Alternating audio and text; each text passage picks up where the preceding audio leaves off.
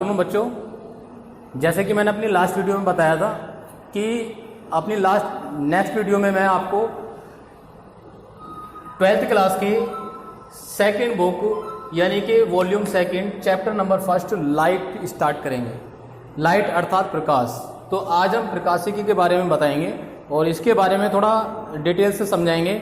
तो आप लोग हमारी वीडियो में बने रहें और वीडियो को ध्यानपूर्वक देखें और लास्ट तक देखें और हमारे इस चैनल को सब्सक्राइब जरूर कर लें और लाइक करें, कमेंट करें और अपना व्यू हमें ज़रूर दें, जिससे हमें पता चल सके कि आपको समझ में आ रहा है या नहीं आ रहा है। तो चलते हैं हम अपनी वीडियो में। तो हम बताते हैं, आज सबसे पहले लाइट के बारे में समझाएंगे। तो लाइट क्या है, किसे कहते हैं हम लाइट। अगर इसके बारे में हमें समझना है तो आपको पता है कि ये हमारा चारों तरफ का जो संसार है, ये पूरी दुनिया है।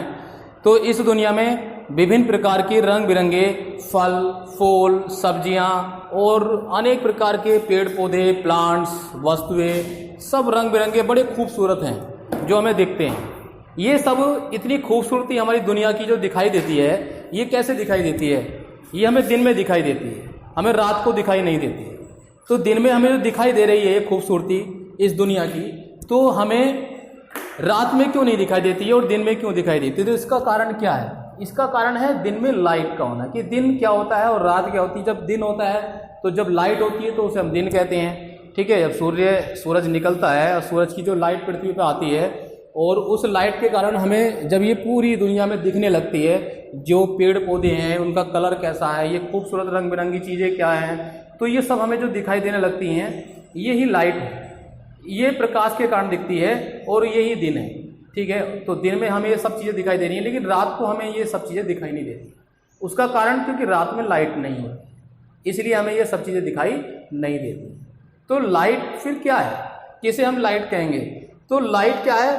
एक मीडियम है, अर्थात एक माध्यम है जो इन वस्तुओं को, जो भी मैंने बताया है, इन वस्तुओं को दिखाता है। लाइट एक मीडियम है, अर्थात एक माध्यम है जो इन वस्तुओं को हमें दिखाता है। ये लाइट जैसे ही किसी वस्तु पे टकराती है, उस वस्तु से परावर्तित होकर वो लाइट हमारी आंखों को संवेदित करती है, जिसके कारण हमें ये वस्तु दिखने लगती है।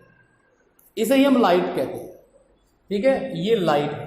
अब लाइट है ये, तो लाइट के कारण जो हमें वस्तुएं दिख रही हैं, ठीक है नहीं, तो इनको कुछ पार्ट में डिवाइड किया गया है वस्तुओं को। ये कौन कौन से पार्ट हैं उसके बारे में भी हम जान लेते हैं। तो सबसे पहले अगर हम बात करें, तो आपने पढ़ा होगा, तो पहला नंबर आता है दीप्त वस्तुओं का। ये दीप्त वस्तुएं कौन सी? दीप्त वस्तु। फिर दूसरा नंबर आता है अदीप्त वस्तुओं का। ये अदीप्त वस्तुएं कौन सी हैं, इसके बारे में हम जान लेते हैं। तो दीप्त वस्तुएं क्या है? दीप्त वस्तुएं वे वस्तुएं होती हैं, दीप्त वस्तुएं वे वस्तुएं होती हैं जो स्वयं प्रकाश उत्सर्जित करती हैं, यानी कि जो स्वयं प्रकाश उत्सर्जित करती हैं, जिनमें से प्रकाश का उत्सर्जन स्वतः होता है, उसे हम क्या कहते हैं? दीप्त वस्तुएं कहते हैं। जैसे क्या? सूर्य, स्टार यानी कि तारे, बल्ब, मोमबत्ती, लैंप, ये सब क्या है? प्रकाश उत्सर्जित करने वाली चीजें हैं, प्रकाश उत्सर्जित करते हैं, इनके कारण लाइट उत्पन्न होती है, तो इन्हें हम कहते हैं दीप्त वस्तु। अदीप्त वस्तुएं कौन सी हैं? नंबर 2 हमने कहा कि अदीप्त वस्तुएं। अब अदीप्त वस्तुएं वे वस्तुएं होती हैं जो स्वयं प्रकाश उत्सर्जित नहीं करती, जो खुद प्रकाश उत्सर्जित नहीं करती है, वो प्रकाश उत्सर्जित करने वाली वस्तुओं पर निर्भर करती हैं, यानी कि इन पर ये डिपेंडेंट होती है। इन्हें हम अदीप्त वस्तुएं कहते हैं। जैसे हमारे रूम में ये दीवार कैसी है? अदीप्त है। अगर इस रूम के अंदर अंधेरा कर दिया जाए तो हमें दीवार नहीं दिखाई देगी। इस रूम के अंदर अगर अंधेरा कर दिया जाए तो ये जो बोर्ड है हमारा व्हाइट बोर्ड, ये व्हाइट बोर्ड नहीं दिखेगा। तो ये व्हाइट बोर्ड भी कैसी हो गई? अदीप्त वस्तु हो गई। ये मार्कर मेरे हाथ में है, ये मार्कर अंधेरे में हमें दिखाई नहीं देगा। कब दिखाई देगा? जब प्रकाश हो।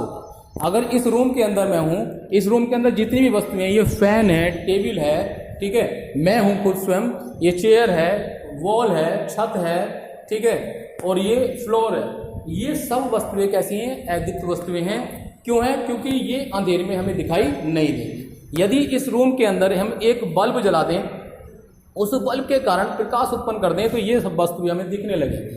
तो इसका मतलब ये डिपेंड कर रही हैं उस पर, यानी कि जो दीप्त वस्तु है जो बल्ब है उस बल्ब की लाइट पर डिपेंड कर रही है, यानी कि प्रकाश पर निर्भर कर रही है। जैसे उससे प्रकाश उत्सर्जित हुआ तो ये सब दिखने लगी है, तो ये अद्वितीय वस्तु है। अब ये तो कॉमन चीज़ें थी, ये तो मेन 2 टाइप हैं वस्तुओं के, लेकिन इससे अलग भी कुछ टाइप हैं, वो कौन कौन से हैं उसको भी समझ लेते हैं। तो तीसरा जो प्रकार है वस्तुओं का प्रकाश के आधार पर, वो है पारदर्शी वस्तु। तो कौन सी हैं? पारदर्शी वस्तुएं। ये पारदर्शी वस्तुएं कौन कौन सी होती हैं, किन्हें कहते हैं हम? पारदर्शी वस्तुएं वे वस्तुएं होती हैं जिनमें से प्रकाश आर पार दिखने देता है, यानी कि प्रकाश एक साइड से प्रवेश करे और दूसरी तरफ पार हो जाए। यानी कि उस वस्तु में अगर हम देखें, अगर एक साइड से हम किसी वस्तु को दूसरी तरफ रखी वस्तु को देख रहे हैं तो हमें उसके अंदर से दिखाई दे रही है, तो वो वस्तु जो है कहलाएगी पारदर्शी। जैसे प्लेन कांच, जिसकी तरफ कोई भी कोटेड नहीं हो, यानी कि कलर पेंट नहीं होना चाहिए। जो वाइट कांच होता है, जो दूधिया कांच होता है हमारा, उस कांच के अंदर अगर हम देखेंगे तो कांच में आर पार हमें दिखता है। जैसे कांच का गिलास, तो कांच के गिलास में से हमें आर पार दिखता है, तो हम आर पार देख सकते हैं। तो आर पार कैसे दिखा? प्रकाश एक साइड से दूसरे साइड में एंटर कर रहा है, प्रवेश कर रहा है, उसमें अपवर्तित हो रहा है।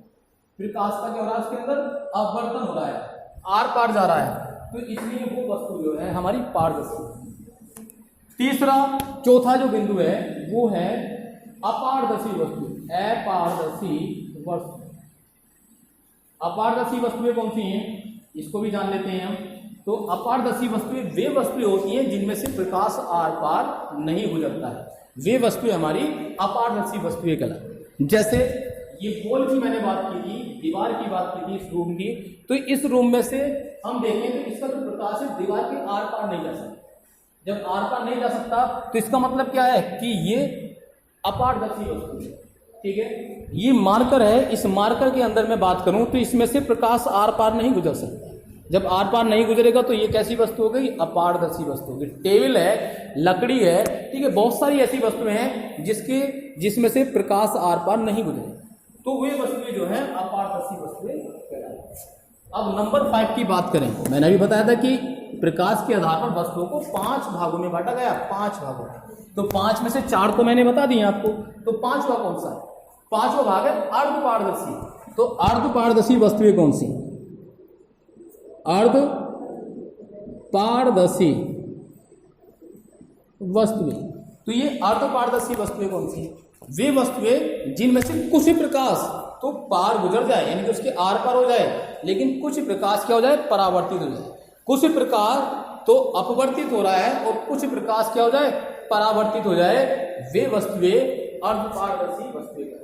जैसे अगर हम कोई पेपर लें और उस पेपर को ऑयल से रगड़ दें, तो ऑयल से रगड़ने पर हम देखेंगे कि उसमें से हमें आर पार कुछ कुछ दिखना स्टार्ट हो जाता है, धुंधला धुंधला सा हमें दिखाई देने लगता है।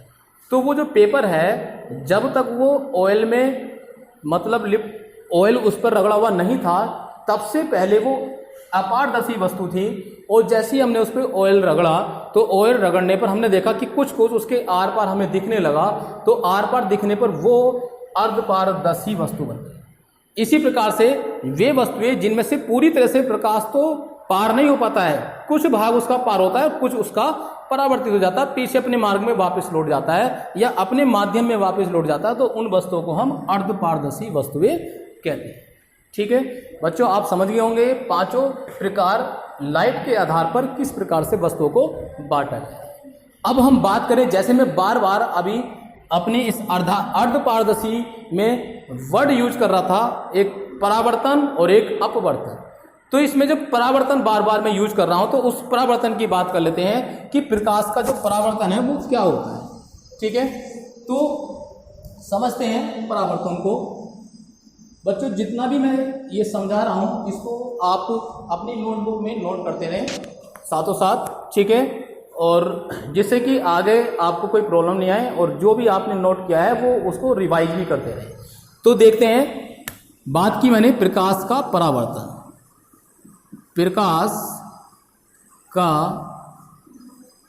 परावर्तन, तो ये प्रकाश का परावर्तन क्या है?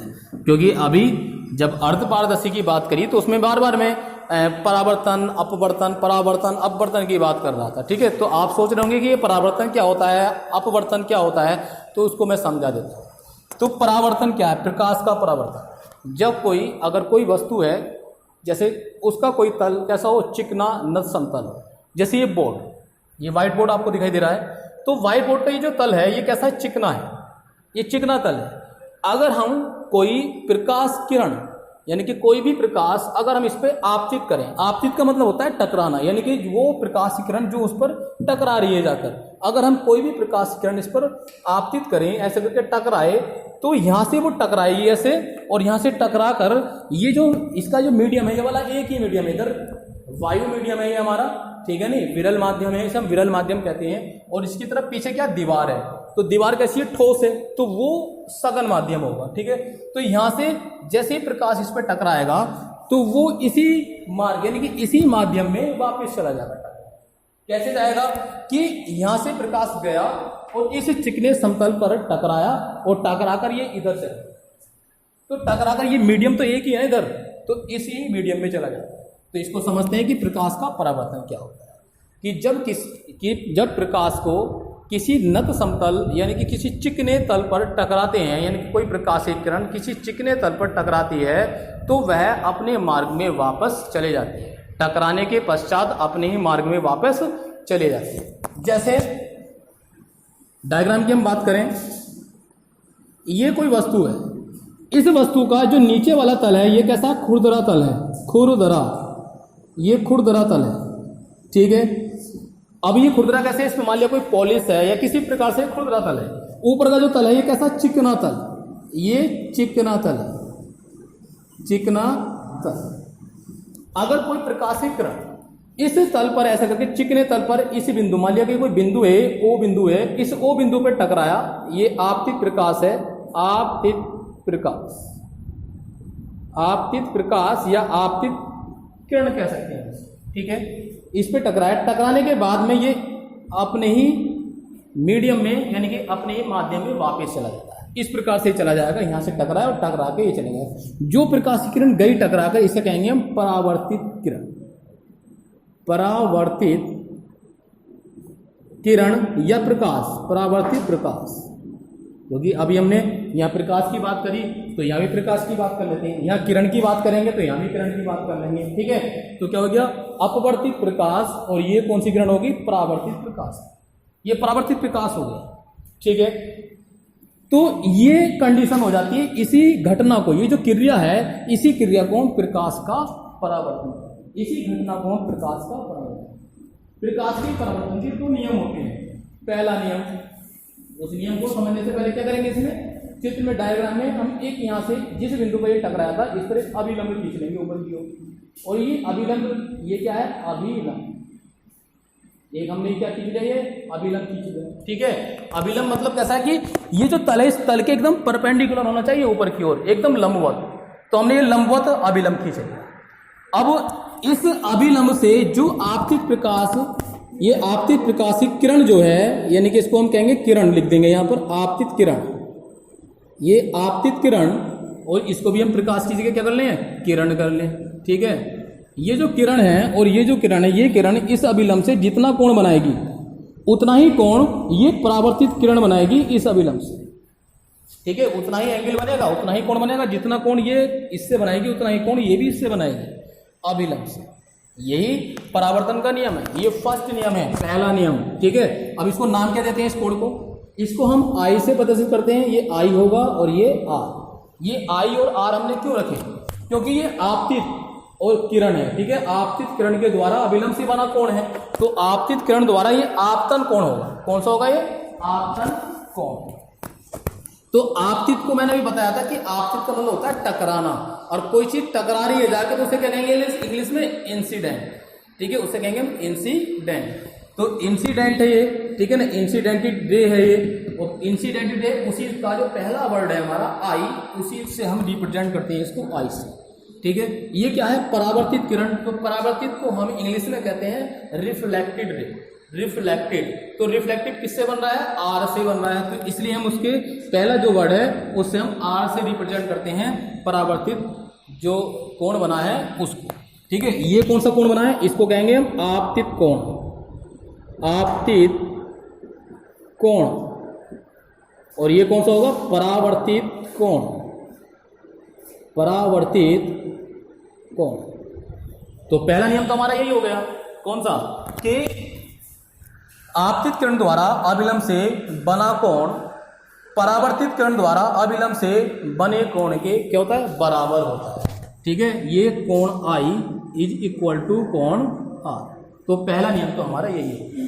दूसरा नियम क्या है, दूसरा नियम है कि आपतित किरण, परावर्तित किरण और अभिलंब तीनों के तीनों एक ही मीडियम में होते हैं, एक ही तल में होते हैं। अब तल में कैसे होते हैं, देखो ये बोर्ड है, ये बोर्ड हमारा क्या है, इस बोर्ड का ये ऊपर का जो सरफेस है ये एक तल है, एक तल है ये, ठीक है। इस तल में देखें, अगर हम ऐसे बात करें तो देखो ये एक ही तल में है ना, सब एक ही साइड, देखो ऐसा करके एक तल में दिखाई दे रहे हैं हमें।